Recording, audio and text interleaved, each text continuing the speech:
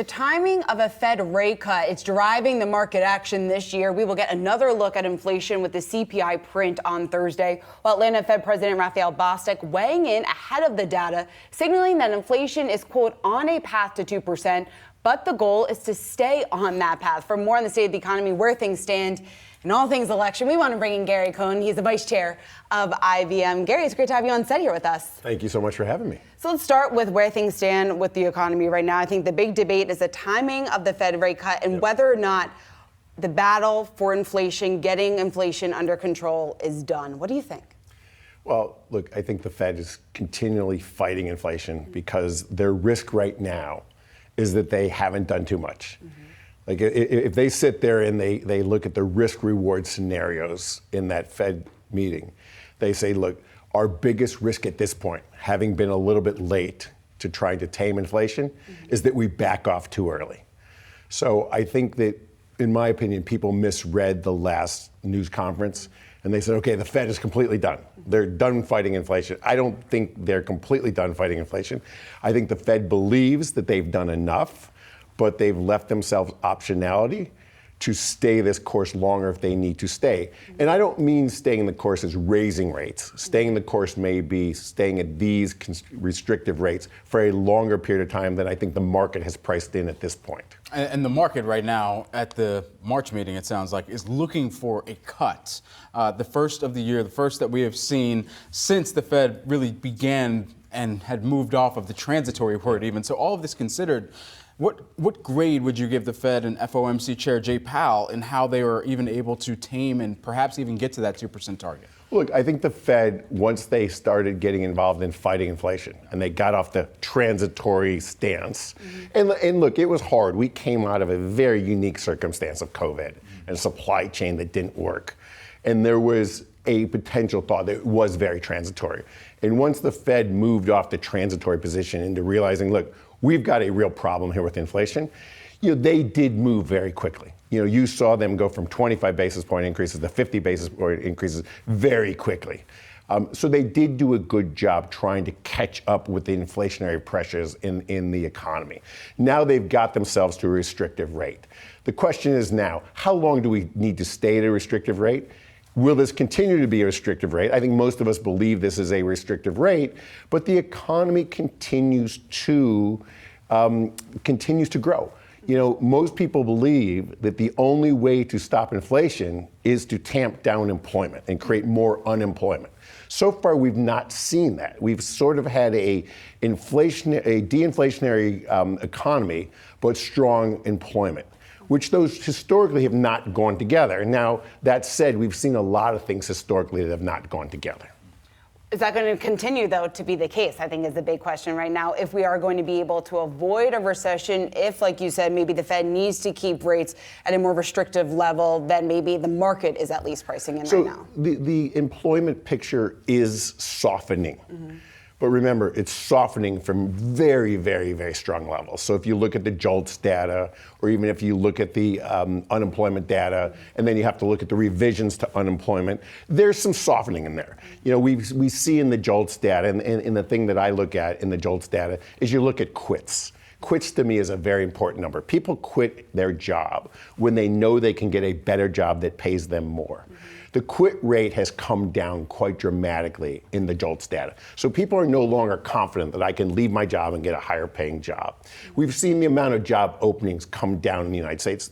That said, there are still more job openings in the United States than there are unemployed people. So we're still in a quite accommodative situation from a labor market. So I do think that we have tamed inflation. I do think that we are heading towards a more normal economic trend, something that we haven't seen in over 15 years. And I think we all forget what normal looks like in an economic trend. But employment continues to remain strong. And I think it's going to remain strong throughout the remainder of the year.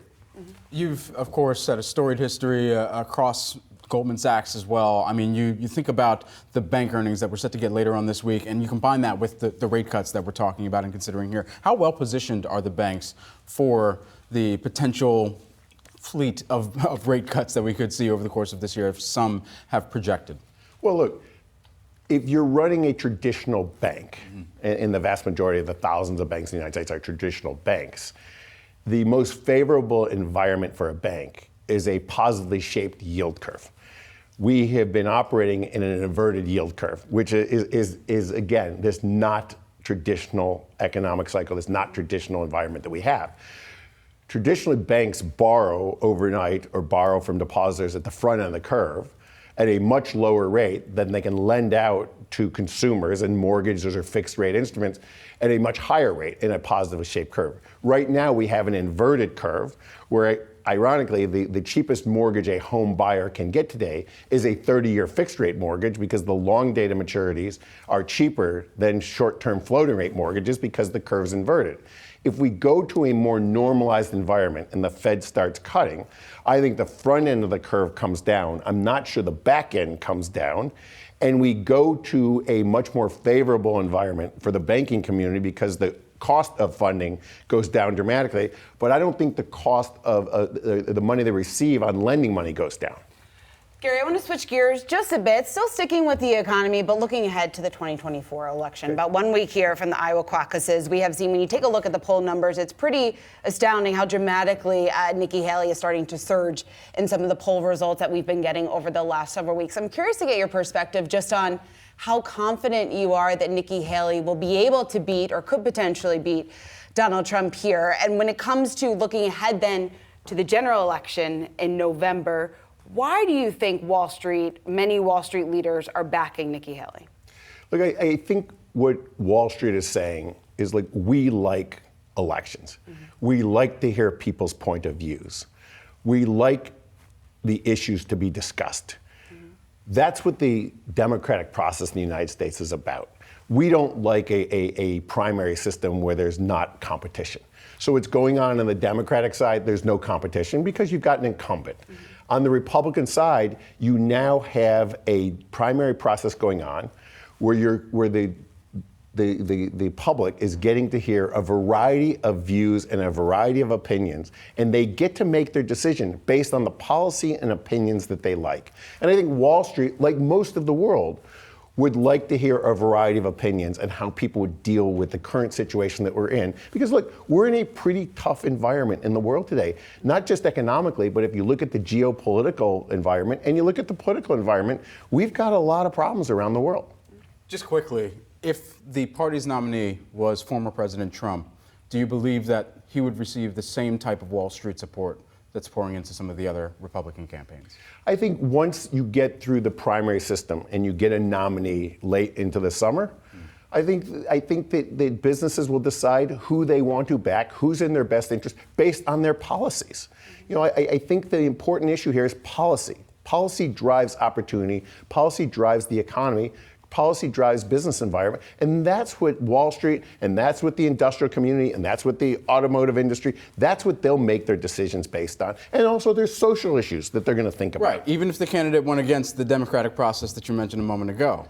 They're going to think about all of those issues, and that's what the democratic process is all about, laying all those issues out on the table. Gary, always a pleasure to speak with you, get some of your insights here on a myriad of different topics always. Gary Cohn, IBM Vice Chair. Thanks so much for joining us in the studio. Thanks for having me.